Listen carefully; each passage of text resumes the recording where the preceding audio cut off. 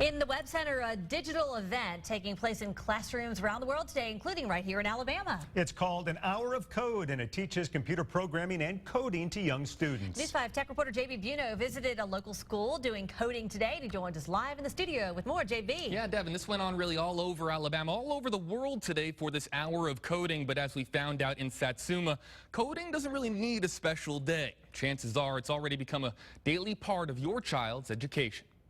At first glance, you might think these sixth graders are playing video games at school, but Dustin Blake says technically that isn't true. This here is coding and creating your own video game. Dustin and his friend Gavin Giles are young coders. I think this is pretty cool, my favorite. Learning computer programming at Robert E. Lee Elementary. I'd wanted him to move forward twice, so I do the repeat 2 times. The more we use phones, tablets, and computers, the more important coding becomes as a second language. That's why this class comes into the computer lab every day, but today it's with help from more experienced coders at Satsuma High. Like from apps to video games to websites, all different types of things you can do with coding. Well, I think coding could help us in a lot of different ways, and that it's a very important thing to learn. And it's not just in Satsuma. Earlier this year, we took you on a technology tour of Mobile County Public Schools, showing computer science curriculum being taught to 7- and 8-year-olds. It's not just about writing the letters, the lines of code themselves.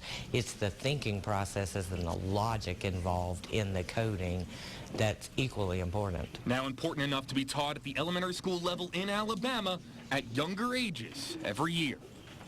So parents out there, talk to your kids and ask them if they've done any coding in school lately. It's a skill that you're going to want your child to learn with the basics, maybe starting as early as kindergarten or first grade. The government says 71% of jobs in science, technology, engineering, and math, that's STEM, in the next decade will be in computer science.